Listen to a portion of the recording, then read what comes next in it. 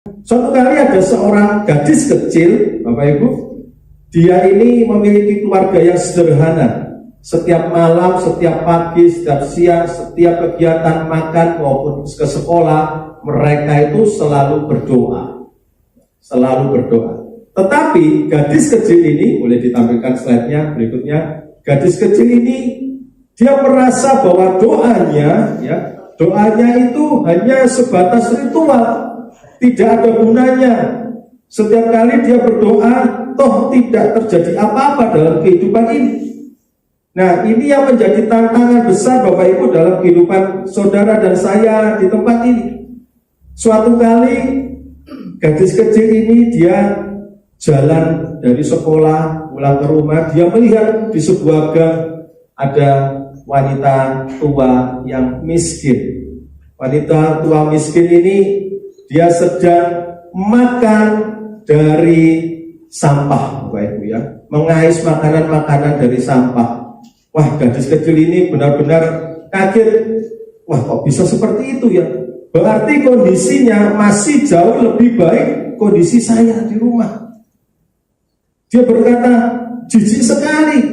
Kok bisa ya makan dari makanan yang sisa ada di sampah? Nah, Bapak Ibu,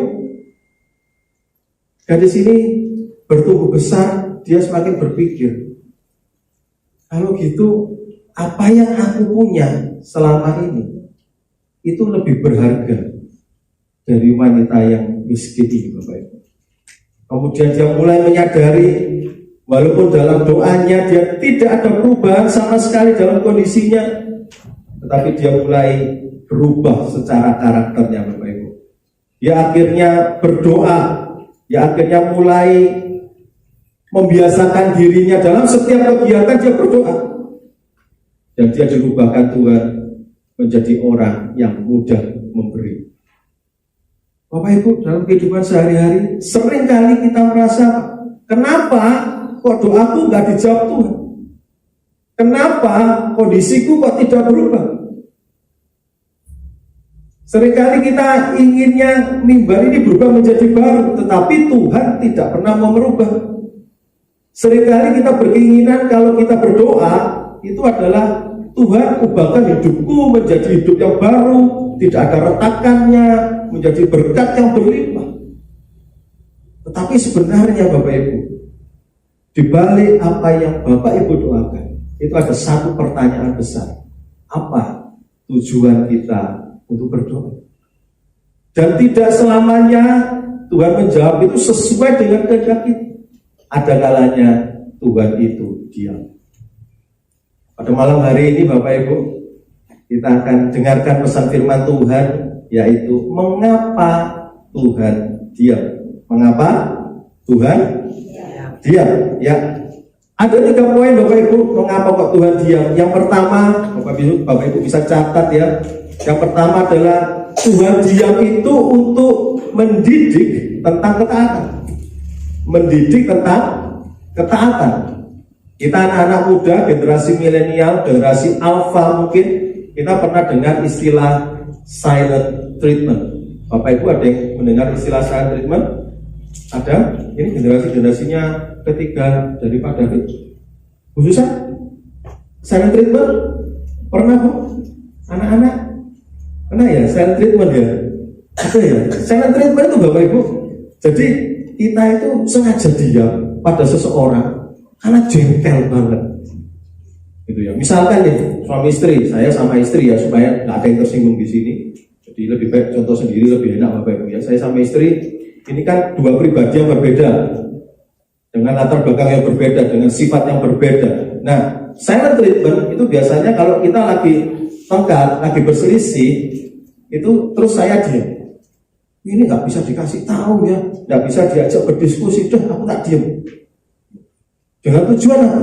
Dengan tujuan agar istri saya kapok kan dia gitu toh. Makanya toh tak diem bisa 2 hari, bisa 3 hari. Itu dulu Bapak Ibu. Setelah saya mengenalkan kebenaran firman Tuhan tentang silent, wah tidak bisa, itu salah. Silent is golden. Bapak Ibu pernah dengar ya? Diam itu emas. Tetapi apakah selamanya diam itu emas? Tidak. Terkadang kita harus the truth, harus apa? Memberikan kebenaran itu. Ya, istri saya ini bulan 8 tahun kemarin itu diizinkan Tuhan untuk bisa kursus singkat di Sydney. Nah, perjalanan ke sana, selama ada di sana itu dia bisa bekerja di sebuah perusahaan dari orang Korea. Singkat ceritanya Bapak Ibu, ternyata bosnya dia ini menyakitkan. Dia ini trauma dengan masa-masa lalu yang kalau ada orang suara keras dia selalu dimarahin tanpa tahu alasannya. Nah, istri saya telepon, aduh aku kok ketemu orang gini lagi ya, gimana ya ngatasinya? Saya cuma bilang gini, kamu coba doa, karena Tuhan buka jalan, Tuhan lindungi, Tuhan jaga kamu sampai di sana. Itu pertama kalinya Bapak Ibu, istri saya ke Sydney, tidak ada teman, tidak ada saudara. Pertama kalinya dalam umur hidupnya pergi sendiri. Dan di sana langsung ada orang yang mau menampung untuk bekerja. Akhirnya panjang, mangkel terus istri saya. Wah, nggak bisa aku kalau gini, aku tak pindah aja. Loh, tunggu dulu, jangan pindah. Kenapa? Karena apa yang dia berikan, apa yang Tuhan berikan, Tuhan mengizinkan apa yang kita lalui, itu pasti ada maksud untuk mendidik kita. Kita mungkin berdoa Tuhan sampai sana, Tuhan kasih kerjaan yang enak, bosnya baik, ya atau gajinya besar, itulah karepmu. Betul? Itu Bapak Ibu. Bapak Ibu kalau doa, keinginannya Tuhan apa? Karpe dewe. Ayo, jujur. Nah, kalau saya senangnya karpe dewe Bapak Ibu. Tuhan, besok ya, aku ini mau pergi Tuban, mau pelayanan. Tuhan lindungi, Tuhan jaga, ya toh. Jangan ada macet, lah karepmu, gitu. Nah kalau nggak ada macet, lah terus orang-orang naik truk-truk itu tak kerja kabel lah Bapak Ibu. Nah ternyata saya harus ngomong terus terang sama istri. Kamu harus berani bicara sama bosku tentang siapa? Tentang supervisornya. Jangan diam-diaman terus. Kita percuma, kita orang-orang beriman yang tahu kebenaran, tetapi tidak pernah mengungkapkan kebenaran itu. Akhirnya diberanikan, ya, sambil nangis-nangis, bos, I want to tell you something. Sambil nangis Bapak Ibu, bosnya langsung kaget, minggir. Saya pun with you, ya ada apa denganmu? Gitu. Ya, terus dia bilang kalau supervisornya ini suka teriak-teriak, yelling at him, at her, gitu kan. Terus semua yang dikerjakan itu dianggap salah semua. Tuh Bapak Ibu, hal itu bukan terjadi juga di Sydney ya, di Surabaya banyak loh, ya toh. Suami-suami kadang ya gitu, istrinya gini, lakukan A salah, lakukan B salah, itu di Surabaya. Jadi Tuban tidak ada. Maksudnya saya nggak tahu gitu ya. Bapak-bapak ada gitu tuh di sini, nggak ada amin. Oh ibu-ibunya cuma satu yang amin, yang lain menderita semua. Oh amin juga, ya, menderita amin, berkati amin, wah luar biasa itu ya. Nah akhirnya dia harus cerita Bapak, tell the truth. Karena apa? Teman-temanmu itu juga membutuhkan kebenaran itu. Akhirnya bosnya kaget. Wah, tak boleh supervisornya, tak boleh seperti itu. Kamu benar ini, sudah benar, sudah. Jangan khawatir, kamu tetap terjauh di sini. Akhirnya Bapak Ibu, teman-temannya dia mulai berani untuk apa? Untuk tell the truth. Untuk apa? Untuk bisa mengungkapkan kebenaran itu. Dan mereka menjadi lebih enak. Tetapi istri saya harus pulang. Itu ada tanda dari Tuhan, harus pulang dampingin istrinya. Dampingin suaminya ya, karena suaminya kesepian. Harus pulang. Itu nanti ceritanya kapan-kapan ya Bapak Ibu. Jadi Tuhan diam itu tuh apa? Untuk mendidik kita tentang ketaatan. Karena ketidaktaatan itu mendatangkan kehancuran. Saudara, ketika tidak taat itu ujung-ujungnya adalah kehancuran. Kita lihat ya di 1 Samuel 28 ayat yang ke-6. 1 Samuel 28 ayat yang ke-6. Yuk kita baca sama-sama ya. Sudah dapat Bapak Ibu? 1 Samuel 28 ayat yang ke-6. Dan Saul bertanya kepada Tuhan, apa? Tetapi apa? Tuhan tidak menjawab atau menjawab? Tuhan tidak menjawab. baik dengan mimpi, baik dengan urim, baik dengan perantaraan para nabi. Jadi Tuhan benar-benar diam. Kenapa kok Saul sampai didiamkan Tuhan? Ternyata Bapak Ibu, Saul ini tidak taat. Saul ini melanggar perintah Tuhan. Kita baca di 1 Samuel 15 ayat 2 sampai yang ketiga. Yang kita kalau belajar kebenaran firman Tuhan, itu saya ajak Bapak Ibu untuk bisa membaca dengan baik. Karena kalau kita tidak bisa membaca kitab dengan baik, nanti ketika ada berita-berita di luar tentang Kristen progresif, Bapak Ibu mudah tergiur, mudah fokusnya mudah berubah. 1 Samuel 15 ayat 2 sampai yang ketiga. Beginilah firman Tuhan semesta alam, aku akan membalas apa yang dilakukan orang Amalek kepada orang Israel. Kenapa orang Amalek menghalang-halangi mereka ketika orang Israel pergi dari Mesir? Ayat yang ketiga, jadi pergilah sekarang, kalahkanlah orang Amalek, tumpaslah segala yang ada padanya, dan janganlah ada belas kasihan kepadanya. Bunuhlah semuanya, laki-laki maupun perempuan, anak-anak maupun anak-anak yang menyusu, lembu maupun domba, unta maupun keledai. Nah, itu adalah perintah Tuhan. Amalek akan kau kalahkan, tetapi syaratnya harus ditumpas semua. Lihat apa yang dilakukan oleh Saul, ayat yang ke-7 sampai yang ke-9. Lalu Saul memukul kalah orang Amalek, mulai dari Hawilah sampai ke Sur yang di sebelah timur Mesir. Agar raja orang Amalek, apa Bapak Ibu? Ditangkapnya hidup-hidup. Ya, perintahnya tadi disuruh binasakan semua. Tetapi sama Saul ditangkap. Ayat yang ke-9. Tetapi Saul dan rakyatnya itu menyelamatkan Agag dan kambing domba dan lembu-lembu yang terbaik dan tambun, pula anak domba dan segala yang berharga. Mereka tidak mau menumpas semuanya itu, tetapi segala hewan yang tidak berharga dan yang buruk itulah yang ditumpas mereka. Nah, inilah Bapak Ibu yang sering terjadi. Kenapa kalau kita berdoa terus tidak Tuhan jawab? Jangan mangkel dulu. Bapak Ibu, Tuhan tidak menjawab itu bukan berarti, kalau Tuhan diam bukan berarti tidak menjawab. Itu adalah jawaban Tuhan. Diam itu merupakan jawabannya Tuhan. Contoh, kalau saya teringat pada waktu sekolah ya, ketika ada guru mengajar, kemudian ada siswanya yang rame, kira-kira gurunya diam atau terus mengajar? Diam. Itu jawaban gurunya atas respon yang diberikan murid-muridnya. Jangan diam. Dia tunggu kelasnya sampai benar-benar kelasnya tenang, baru dia mengajar kembali. Demikian juga dengan Tuhan Yesus. Tuhan Yesus itu tidak selalu semua dijawab dengan perkataan, dengan berkat, dengan kelimpahan. Tapi terkadang sama Tuhan didiam. Untuk apa? Supaya kita itu taat, supaya kita itu tahu tentang ketaatan. Ketika kita melanggar ketaatan, itu ujung-ujungnya adalah kehancuran. Kita baca tadi kisahnya Saul ya, 1 Samuel 15 ayat 23 dan 28. Ini kehancurannya supaya Bapak Ibu bisa sama-sama mengerti lebih baik lagi. 1 Samuel 15 23 dan 28. Sebab pendurhakaan adalah sama seperti dosa bertenuh, dan kedegilan adalah sama seperti menyembah berhala dan terafim. Karena engkau telah menolak firman Tuhan, maka ia telah menolak engkau sebagai raja. Ayat yang ke-28.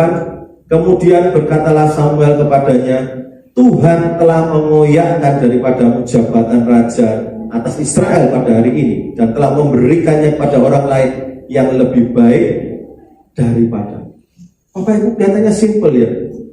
Dia berpikir bahwa lo ini ternak terbaik, kenapa kok harus dibinasakan? Saya masih mempunyai rakyat, ini bisa berguna untuk rakyatku. Tetapi ternyata apa yang dipikirkan Saul itu melanggar perintahnya Tuhan. Tuhan katakan semua harus ditumpas, semua harus dibuang.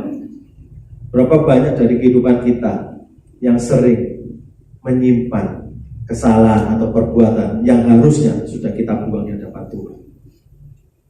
Kita merasa, loh Tuhan, aku ngapain? Harus ngampuni dia. Loh dia tuh becak nopol. Satu kali dibilangi gak kena, kan gitu toh. Dua kali, dua blok loh. Tiga kali, awas loh dia. Wah, iya toh. Padahal Tuhan mengakui itu harus 7 kali, 70 kali. Tuhan mengatakan harus mengaku. Jadi yang pertama, kenapa kok Tuhan tidak menjawab atau Tuhan diam? Karena Tuhan itu mau mendidik tentang ketaatan. Ketidaktaatan itu mendatangkan kehancuran. Contoh, kalau kita di jalan raya Bapak Ibu ya, kita lihat orang-orang naik motor sering tidak pakai helm. Di Surabaya itu sering gitu Bapak Ibu. Apalagi kalau emak-emak yang naik, ratingnya kiri, beloknya, loh, kok dulu sini ya gitu loh. Banyak itu saya sampai jengkel Bapak Ibu. Loh ini apa sih? Rating kiri, beloknya kanan. Kalau rating kanan, beloknya kanan terusnya loh. Itu keliru. Rating kanan, beloknya kanan. Kalau tadi contoh yang salah. Gitu ya. Ini rating kanan harusnya belok kanan. Ujung-ujungnya apa? Kalau terbiasa seperti itu, bisa ujungnya ke kehancuran. Bapak Ibu suatu saat bisa kena namanya kecelakaan. Saya punya karyawan dulu yang tinggal di rumah kami, itu cowok, ya toh. Kalau naik motor Bapak Ibu begitu jenggreng, itu enggak pelan-pelan, gasnya enggak pelan-pelan nih, enggak jenggreng langsung. Gitu. Kita sudah kasih tahu, Mas, kalau nyetir sabar aja. Nasi goreng sih enak, sabar. Nyetir, jangan ya santai aja tuh, nggak usah. Terus-terusan gitu Bapak. Suatu hari pagi, ketika dia mau berangkat nganter, seperti itu yang terjadi apa? Nabrak mobil yang tetap. Muncul kan, pulang-pulang ke rumah ngomong, mau pinjam uang untuk apa? Untuk ganti lampu mobil Pajero ya kalau tidak salah. Masih baru gres, baru keluar dari dealer di tetangga sebelah sudah dicap sama karyawan saya, luar biasa ya, sudah dicap itu, cap rusak. Minta uang, saya cuma ngomong apa? Bertobat. Sudah berulang kali kita ingatkan, kalau jalan harus santai, pelan-pelan. Akhirnya lihat, kehancuran. Firman Tuhan itu Bapak Ibu jadi pedoman di setiap kehidupan kita. Ini cerita Saul seringkali kita dengar. Tetapi kita nih seringkali nganggapnya apa? Loh, itu kan ceritanya Saul. Tidak bisa dipakai. Loh, siapa bilang? Firman Tuhan itu selalu up to date, selalu relevan setiap zaman. Jadi Bapak Ibu ayo setiap hari itu belajar firman. Baca setiap hari. 1 pasal, 2 pasal. Itu tidak lebih dari 10 menit. Bapak Ibu siapa di sini yang rajin baca Alkitab? Di sini siapa yang rajin lihat film Korea? Lebih banyak. Lebih senang mana, lebih lama mana? Bapak Ibu baca Alkitab atau lihat film Korea? Ayo. Baca Alkitab semua. Beneran tak? Kalau di Surabaya banyak film Korea aja loh Bapak Ibu yang lihat itu. Kalau baca Alkitab lihat gini mantul Bapak Ibu ya. Satu kali ada teman dia bilang sama saya gini, oh saya ini kalau malam sulit tidur. Loh kenapa? Iya, nggak tahu pikirannya tuh kemana-mana. Ya kalau coba relax itu kan pakai gayanya seperti dokter-dokter katakan kalau tidur itu tarik nafas dalam, relax, nafas dalam, relax. Lu sudah tak coba? Dan terus tidak berhasil, tidak tidur-tidur. Oh ya sudah kalau tidak gitu pakai cara kuno. Cara kuno itu dulu waktu kecil saya Bapak Ibu itu kalau mau tidur disuruh ngitungin domba yang lompat kagak. 1, bayangin itu toh, 2, 3, nanti kan capek toh Bapak Ibu, sampai 100 capek tidur. Ternyata enggak tidur-tidur, kan apa? Karena begitu 70 lupa, tadi piro ya? Diulang lagi di balik Bapak Ibu. Itu nggak diulang lagi, kan tidur-tidur. Saya kasih solusi, dan ini aja solusinya paling mudah, paling cesplok, apa? Baca Alkitab. Begitu baca Alkitab 1-2 pasal, tidur. Bapak Ibu yang tertawa ini ngalami apa ya apa ngantuk nih, saya tidur. Wow. Saya cuma ngomong gini, ya itu pertama ya, jangan diterusin nanti ya. Nanti iman kita itu akan tumbuh, kita nggak akan mengerti namanya suara Tuhan. Nah, Tuhan itu ingin mendidik ketaatan bahwa dosa itu memiliki konsekuensi yang berat. Kalau tadi kita belajar bahwa ketidaktaatan itu bisa mendatangkan kehancuran. Yang kedua adalah dosa itu memiliki konsekuensi yang berat. Kita tahu kisah Daud, ya. Daud dia berkhianat atau nyeleweng dengan Bathsheba. Sebetulnya Daudnya bukan nyeleweng, tapi dia berselingkuh, berzina dengan Bathsheba. Apa yang terjadi pada anak pertama? Dia sudah doa. Ayo kita baca ya. 2 Samuel 12 ayat 13, 14, 16, 17. 2 Samuel 12 ayat 13. Lalu berkatalah Daud kepada Nathan, aku sudah berdosa kepada Tuhan. Dan Nathan berkata kepada Daud, Tuhan telah menjauhkan dosamu itu, engkau tidak akan mati.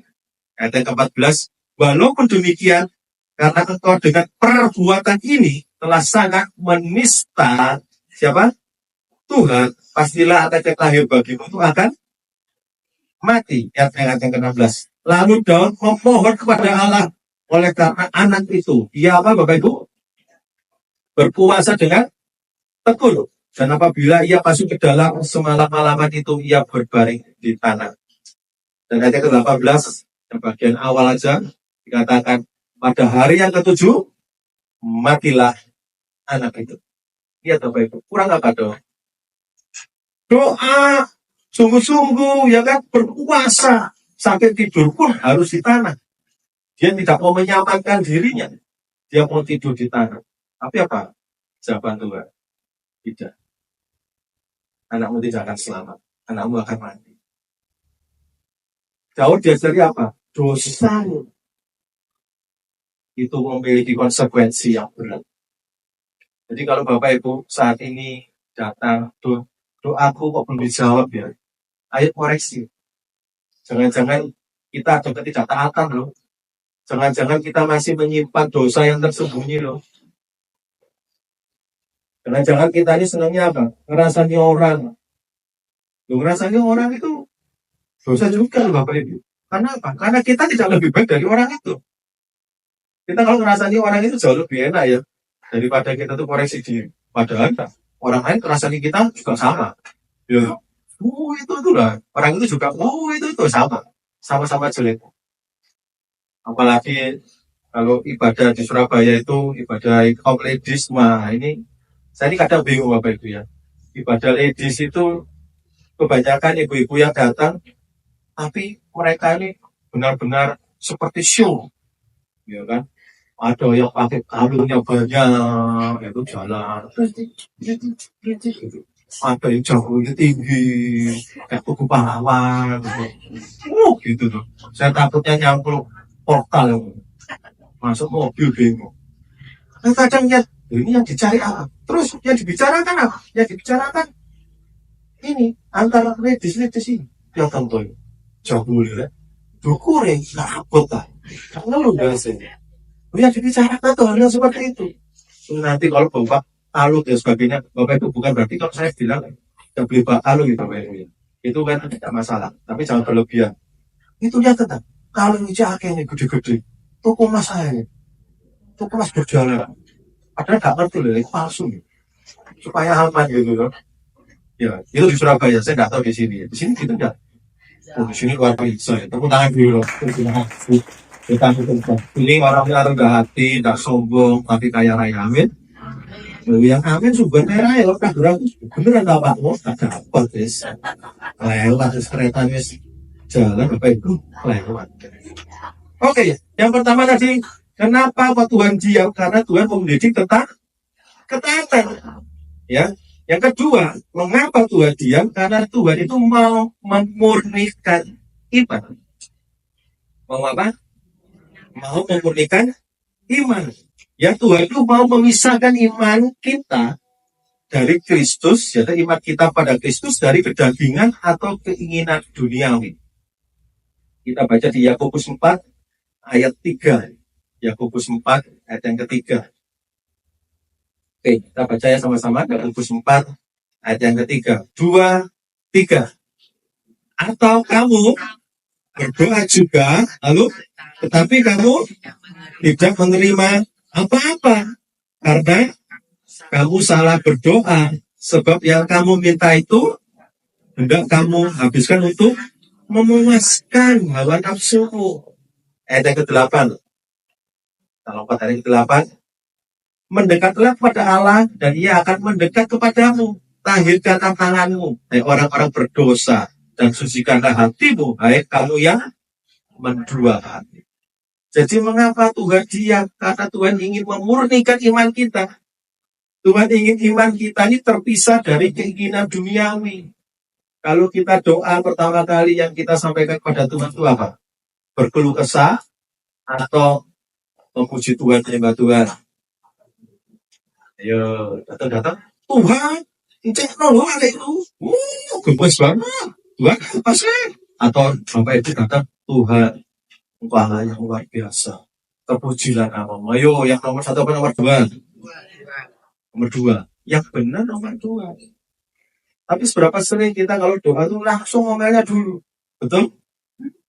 Oh, yang senyum-senyum ini merasa ini. Yang tidak senyum lebih pakar lagi biasanya. Seringnya gitu. Kita doa ini datang-datang gerutu dulu. Padahal doa Bapa kami mengatakan di awal-awal apa? Bapa kami yang ada di surga, kuduskanlah namamu, datanglah kerajaanmu. Baru setelah itu kita boleh menyampaikan apa keinginan hati kita. Jangan datang-datang terus Bapak Ibu komplain sama Tuhan. Tuhan bukan customer service. Ya kan? Tuhan itu mau mendengar, dia itu sahabat kita. Ayo bicara, tanya dulu, Tuhan, Engkau luar biasa. Ya, aku bersyukur untuk keadaanku. Aku bersyukur untuk suamiku. Ya, suamiku ini walaupun tidak ganteng, tapi dia tetap cowok. Bersyukurlah. Ya tuh, ya tuh. Ya suami-suami gitu. Aduh Tuhan, terima kasih untuk istriku, ya kan?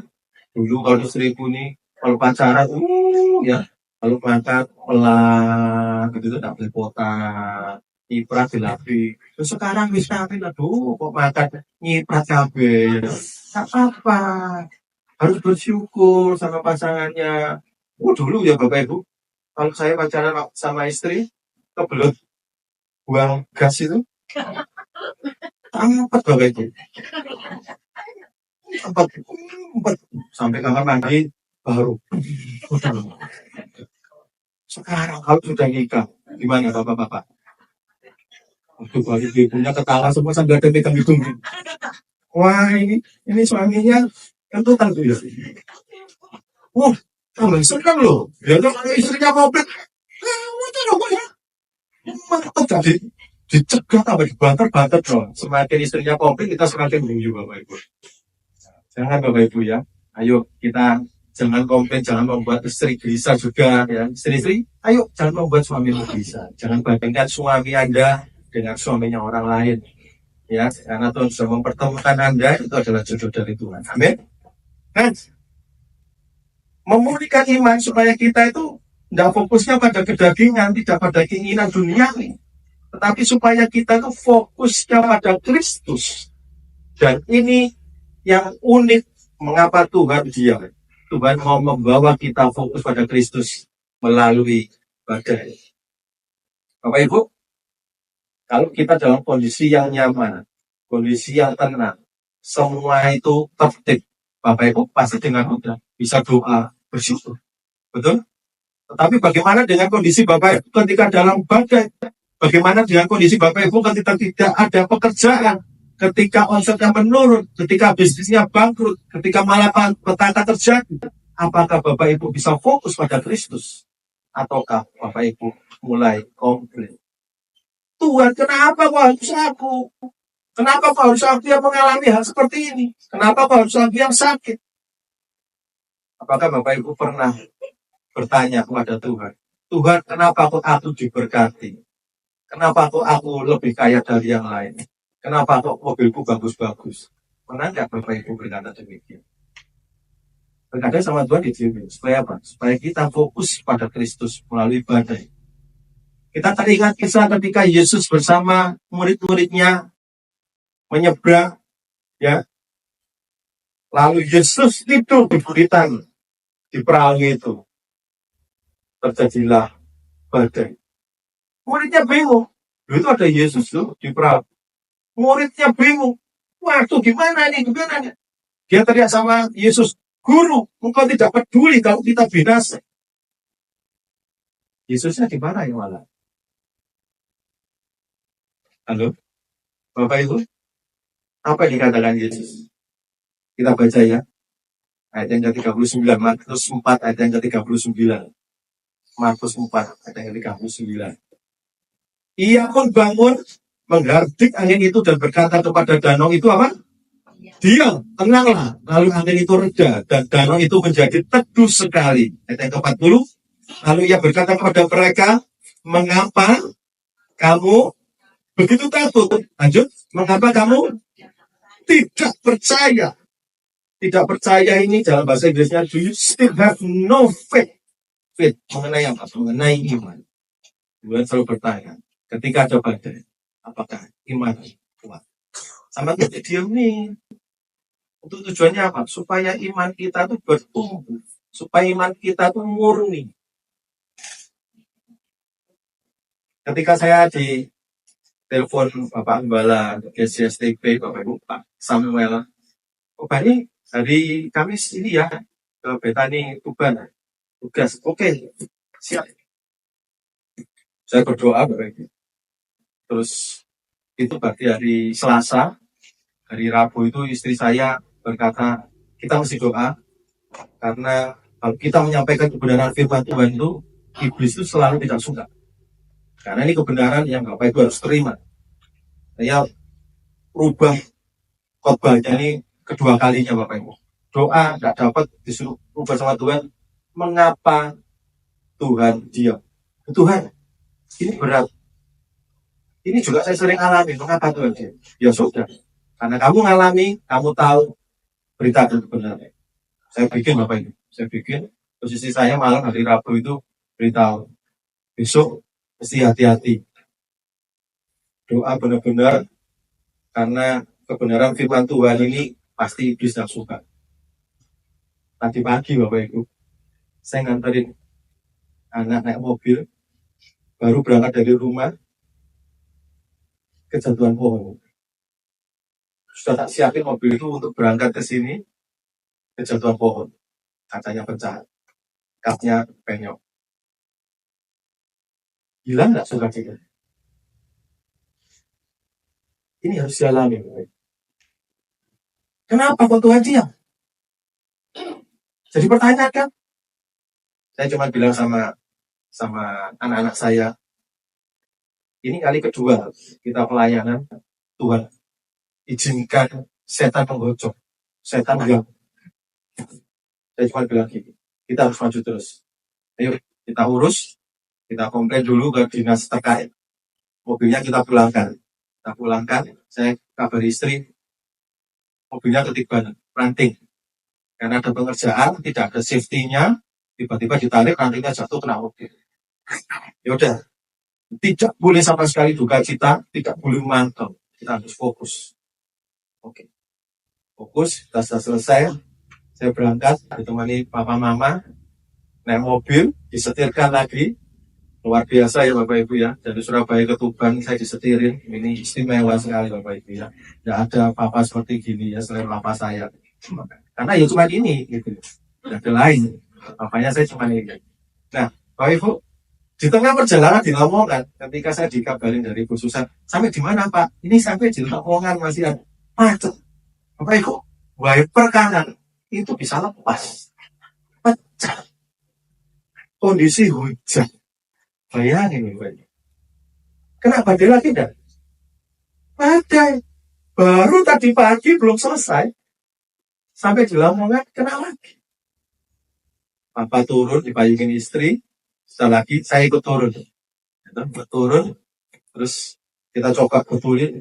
Nggak bisa. Kemudian papa mau ke toilet dulu. Istri saya bilang gini. Wih, kita ini benar-benar digocok setan terus ya. Masa gelap enggak kita berangkat. Itu kurang jam berapa tadi ya? jam 4.30 ya mungkin ya peristiwanya ya. 4.30 Bapak Ibu. Waduh, ini sudah bingung. Ini gimana nih kondisi macet? Berarti kurang cuma 1,5 jam. Terus tidak ada wiper sebelah kanan.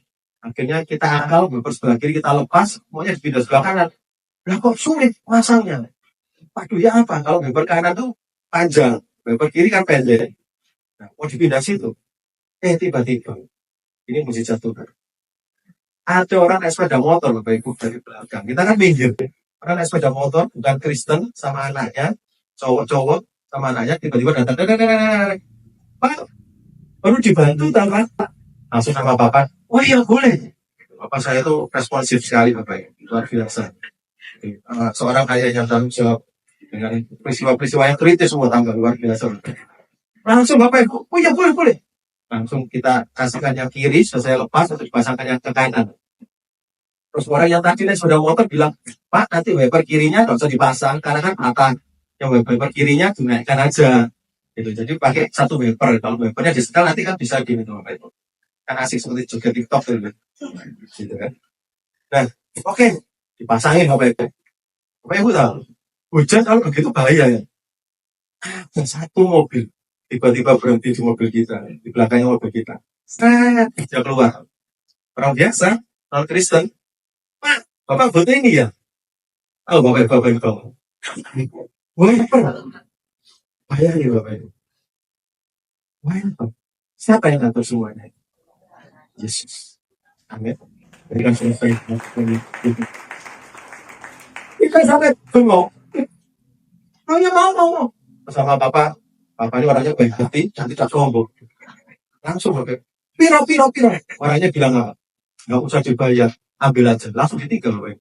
Jadi sekarang mobil kita, walaupun wipernya kecil-kecil, kanan kiri utuh. Sampai dengan selamat di tempat ini. Wah, kelihatannya kita simpel ya. Kok digocok terus ya dong? Sudah ketiban ranting ya dong, punya rusak. Sampai di sini dilaporkan, wipernya lepas. Tapi Tuhan kita apa? Ayo, kamu masih mau gerutu enggak? Tetap gerutu atau tetap sukacita? Kita cuma bilang sama istri, kita digocok terus. Tenang aja, santai saja, kita punya Tuhan Yesus datang pertolongan. Kita cuma gila-gila. Terus setelah itu sepanjang perjalanan lagunya mujizat itu nyata, bukan karena memang. Bapak Ibu tidak mengalami sendiri kebaikan Tuhan. Sulit mengatakan bahwa Tuhan Yesus baik.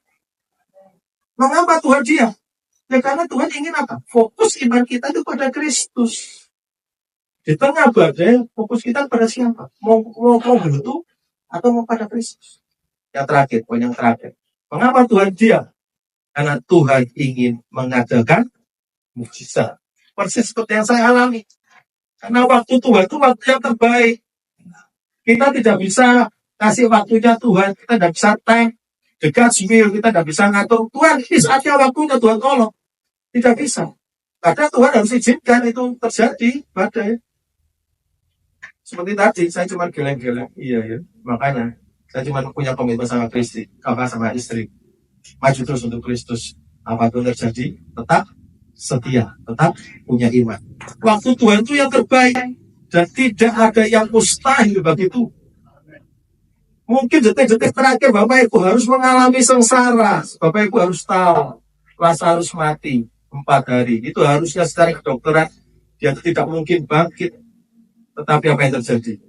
Yesus mampu membangkitkan Lazarus. Tidak ada yang mustahil bagi manusia yang merasa apa? Ini sudah tidak mungkin, Tuhan ini sudah dead end. Kita sudah buntu, jalannya kita sudah tidak ada. Tapi kalau Yesus berjalan di depanmu, semuanya itu jadi mungkin. Tidak ada yang mustahil. Itu tidak dijawab loh. Doanya Maria sama Martha tidak dijawab. Kita baca ya beberapa ayat yang terakhir, Yohanes 11 ayat 6 sampai ke 7. Yohanes 11 ayat 6 sampai ke 7. Boleh pemain musik naik ke atas. Yohanes 11 ayat 6 sampai ke 7. Namun setelah didengarnya bahwa Lazarus sakit, apa Bapak Ibu? Ia sengaja tinggal 2 hari lagi di tempat di mana ia berada. Ayat ke-7. Tetapi sesudah itu ia berkata pada murid-muridnya, mari kita kembali lagi ke Yudea. Loh, Yesus ini sudah dilaporin. Maria sudah datang pada Yesus. Yesus, Lazarus itu sakit. Ayo tolong orang. Sudah datang. Yesusnya ngomong apa? Udah enggak apa-apa. Iya sengaja. Berarti artinya apa? Yesus dia tidak menanggapi apa-apa. Malah Yesus berkata pada muridnya, ayo kita ke Yudea saja. Apa ditinggal pergi? Bapak Ibu lihat berikutnya. Kita cerita berikutnya tentang Lazarus. Hari keempat Yesus datang. Maria dan Marta cuma apa? Berkeluh. Aduh Yesus, hari sudah mati, tidak bisa apa-apa. Yesus mengatakan apa? Tunjukkan kuburnya. Bahwa itu besar. Dan Tuhan mampu membuka yang mustahil bagi manusia. Apa kesimpulannya pada malam hari ini? Saudara, kalau kita berdoa dan Tuhan terkesan di diam, ayo. Itu artinya Tuhan mendidik kita tentang ketaatan. Ketidaktaatan itu akan berujung pada kehancuran. Dosa itu memiliki konsekuensi yang berat, yaitu kematian. Kematian jasmani, kematian rohaninya Bapak Ibu. Tuhan ingin mendidik kita dalam ketaatan. Tuhan ingin memurnikan iman kita. Tuhan ingin memisahkan iman kita yang harusnya fokus pada Kristus dari kedagingan dan keinginan duniawi. Dan Tuhan mau fokus pada Kristus melalui ibadah ini. Kalau kita melalui hal-hal yang senang, sangat mudah kita bersyukur. Bagaimana kalau kita mengalami hal-hal yang malapetaka, yang bagi kita mungkin tidak enak, apakah kita bisa fokus? Dan yang terakhir, mengapa Tuhan diam? Karena Tuhan ingin mengadakan mujizat sesuai waktu yang terbaik. Sebab bagi Tuhan tidak ada yang mustahil. Mari kita sama-sama bangkit berdiri.